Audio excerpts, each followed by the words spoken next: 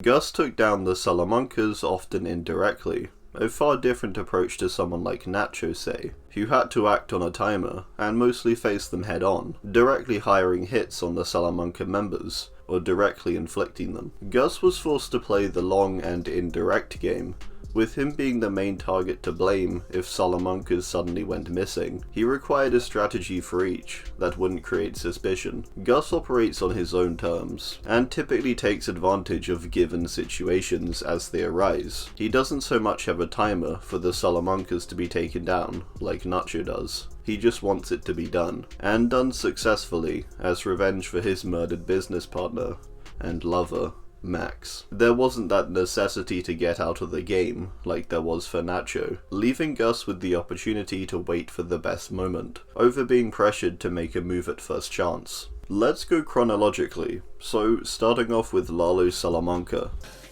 Yo soy Eduardo, but you can call me Lalo. Debatably Gus's greatest opponent. Lalo was a character that caused Gus to fall into an almost unrecognizable state from how he's usually depicted. A paranoid mess surrounded by hundreds of guards, living in a house across the street, and monitoring his neighborhood, as well as any possible location that Lalo might pop up in. He constantly had a gun strapped to his ankle, and wore a bulletproof vest, and even stationed some of his men within his pollos restaurants. That's a lot for one guy. Lalo required a lot of prep, going so far back as hiring two very important players into his employ, Nacho Varga and Mike Ehrmantraut. The two of them had previously been responsible for the imprisonment of Tuco, and Mike had received great Salamanca pressure as a result, ending in him nearly sniping Hector out in the desert, after causing great disruption to their operation. Gus first appealed to Mike by way of threat, leaving a don't note out in the desert, an event that shocked Mike,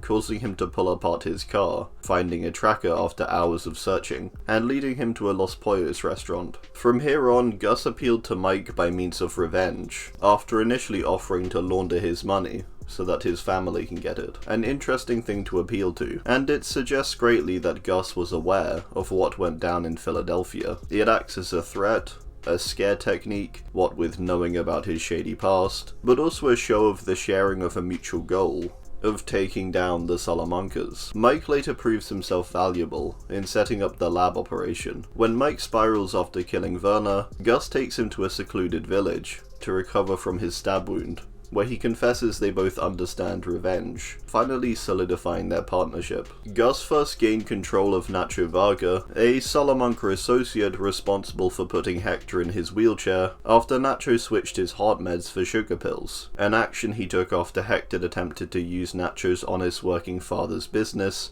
to move drugs across the border, using his shop as a point of operation. Nacho's plan went successfully, but unluckily for Nacho, Gus saves Hector's life. Gus then threatens Nacho. He will reveal the truth unless he does everything he says, and reports back Salamanca plans. Nacho is forced to dig deeper into the Salamanca operation, becoming the top guy in the north by the time Lalo arrives, and so making him a key piece for Gus to move. To take down Lalo, Gus put in place quite an elaborate scheme. The first thing he did was get Lalo placed in prison, with use of Mike posing as a PI, and informing one of the bystanders of the travel wire murder in 510 of the car Lalo was driving, a sure way to get him imprisoned and forced to return to Mexico, leaving Nacho in charge, under Gus's finger. From here, Mike then provided Jimmy with the necessary information that the witness had been coached, allowing Jorge de Guzman, to be put up for bail at $7 million. The reasoning behind this was to force Lalo back to Mexico, where he would be unable to interfere further in Gus's business, and allow him to continue construction on the lab. A murder in the south raises far less suspicion to Fring than a death in the north would. When Jimmy sets out into the desert to pick up the $7 million, Juan Bolsa sees his opportunity to keep Lalo in prison, unaware of Gus's own plan, so he sends a team to kill him and take the money. Mike was further important to the plan here, being a capable sniper who likely served in Vietnam, making him able to take out 3 cars full of guys, and make sure the money was returned to Lalo for bail. An important step in making sure he returned to Mexico, where his death wouldn't raise as many red flags. Having capable people like Mike are really important to Gus's plans, pretty much always to be honest. If he didn't have these people around him, he wouldn't be able to cause nearly as much damage. I mean it when I said Lalo was really the biggest threat out of the Salamancas. It really puts into perspective, in fact, after the events of Better Call Saul, just how much easier it was for him to take the rest of them down in Breaking Bad. It makes it all the more sinister too, with them not posing much of a threat really. Despite this, Gus deciding that he has to wipe them all out before he can rest just makes him all the more terrifying. A spanner is thrown into the works when Lalo brings Nacho with him to Mexico, ready to introduce him to Eladio as his new guy in the north, a result of Kim's words after Lalo's interrogation of what happened in the desert. This was a very unforeseen circumstance for Gus here, I think, but at the very least Mike does overhear the conversation. The one benefit of this was that Nacho was now on the inside of Lalo's walled compound. Gus used that to his advantage, and had him let the mercenary team in. They failed to kill Lalo though, with him escaping through a tunnel, returning to kill them all. Quickly, Nacho is hunted in the south, Lalo faking his death and planting a body double. There's a clear parallel here between Lalo and Gus, what with Gus's own tunnel and body double being revealed in season 6. It's meant to show, I think, that Lalo was truly Gus's closest peer as an opponent in the cartel.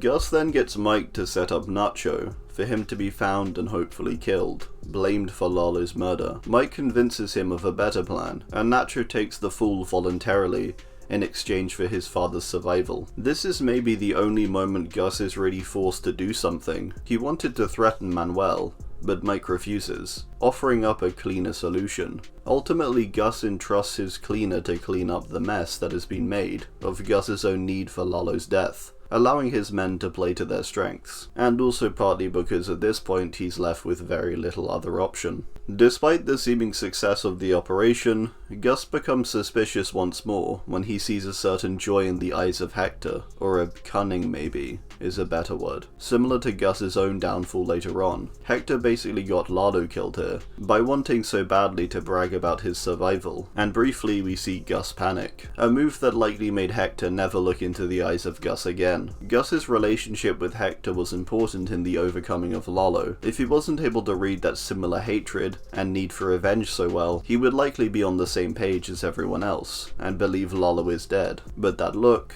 he would know anywhere, and he falls into deeper paranoia. He surrounds himself with guards, has heavy surveillance on his street, and lives in a home that isn't his own. Extensive measures to try and stop Lalo, who is really in Germany looking for info on the half-finished lab. Gus gets sick of the paranoia and plants a gun in the lab, a place he is sure Lalo will investigate at some point, measuring the steps to reach it, preparing for a fight in the dark. He knows he isn't as skilled as Lalo, so I imagine this is why he decided if he had to, he would need to create the advantage environmentally and in the moment. Kind of make a Lalo move, something sudden and in the moment that completely throws you off, and in this case leaving you quite literally blindsided. Once Lalo is back in Albuquerque and ready to make his move, his plan is stifled when he finds Gus has bugged Hector's phone line in the nursing home. Lalo baits him with a false plan and goes to Jimmy and Kim. Kim acts as a distraction, going to Gus's house to kill him, while Lalo goes to the laundry and films the lab as evidence for Eladio. Lalo's downfall here really comes in the form of Gus's own estimation of Lalo as a person and an opponent. He hears from Kim that Jimmy convinced Lalo to send Kim instead of him. He talked Lalo out of it. That's right. A fact that ultimately confuses Gus, and makes him realize that no one would be able to sway Lalo's mind unless it was necessary or didn't change his plan, resulting in Gus going to the laundry with a small team of men, on the suspicion that Lalo is going there. Meanwhile, Mike raids Jimmy and Kim's apartment. Gus is captured and actually utilizes a move Nacho made earlier in the season, a speech that will rile up the cartel members and keep them captive, whilst he maneuvers over his preset lab trap. Gus is good at this kind of stuff, seeing how his enemies or opponents succeed, and taking that on board for himself. It's further important for Lalo to get as much information as possible, which Gus knows. Insulting Eladio is just the cherry on top, and Gus knows it, and so Lalo lets him speak, allowing Gus to reach his desired position. He cuts the lights and shoots Lalo. This was, I believe, the only time Gus ever directly got his hands dirty. Every other Salamanca he had to take down without any trail leading back to him. Gus then does what he does best, exploiting Lalo's perceived death and amazing cover-up of said death to his advantage, allowing his strategy to be closer to that of Lalo's own hands-on approach that had made him appear as such a threat prior, exploiting Lalo's perceived death and amazing cover-up of said death to his advantage. He takes the given situation and rolls with it, making Hector's accusation ultimately seem unhinged, to the point that even the twins don't really seem to believe him, further solidifying Gus's control over the Salamancas. Okay, so now onto the Breaking Bad days. Jesse Pinkman. Hard man to find. Tuco Salamanca is a character that doesn't necessarily make Gus nervous, I don't think. Tuco often operated on the street level of things, and never seemed like he would ever be around the top level guys all that much, without lots of supervision. I'm not even sure how aware Tuco was of Gus as a person, or how logical he would be in understanding him as a threat. He doesn't seem to listen or translate Hector's dings in Season 2, when he brings him out to his desert home, aside a few yes or no's.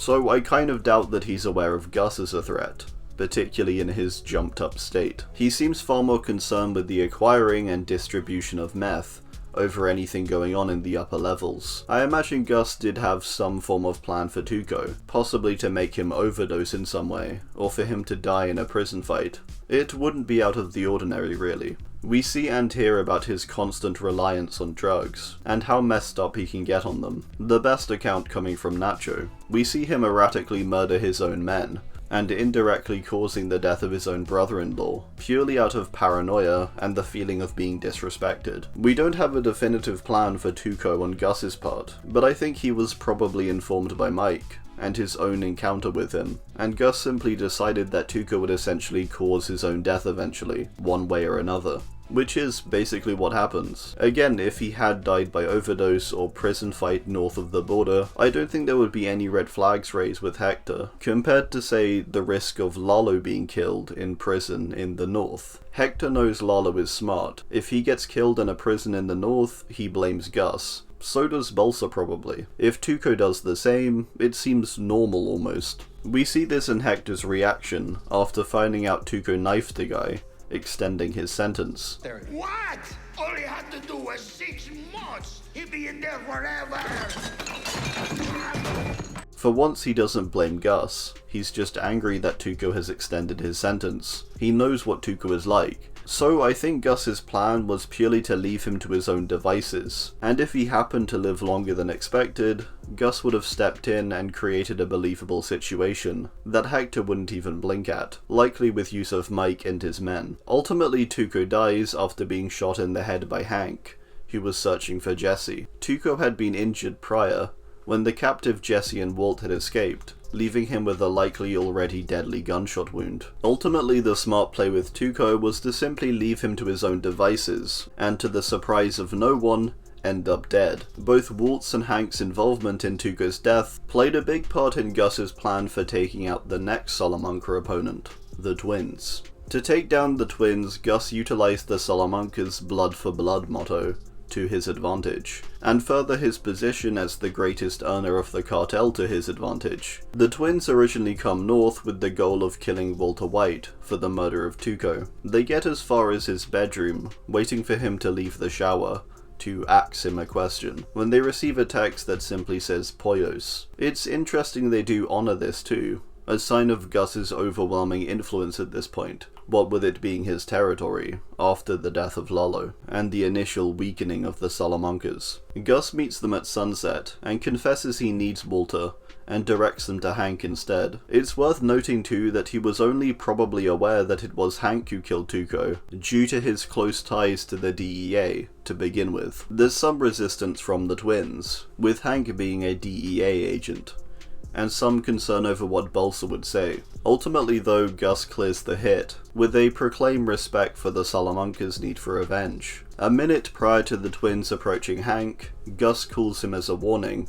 He did this likely to ensure that there was more of a fight put up, increasing the probability that one or both would get injured, and at the very least making the fight messier and more drawn out, alerting the rest of the DEA, and heightening the possibility of the twins' arrest. He kind of lucked out in the sense that Hank actually got the better of both of them. The twins' hit on the DEA north of the border also acted to weaken the Salamanca influence on the cartel, with them seeming more unreliable and erratic. One of the only rules that Balsa had being that DEA don't get hit. Gus used the Salamanca's own motto against them, and in many ways the twins' own lack of care or thought prior to walking into a gunfight. They love to just stroll in and make a scene, and Gus clearly knew that. One of the cousins survives however, so Gus uses his public image as a supporter of the DEA, bringing chicken for all of them, distracting them whilst Mike sneaks in and poisons Lionel. This ultimately resulting in the death of Balsa too,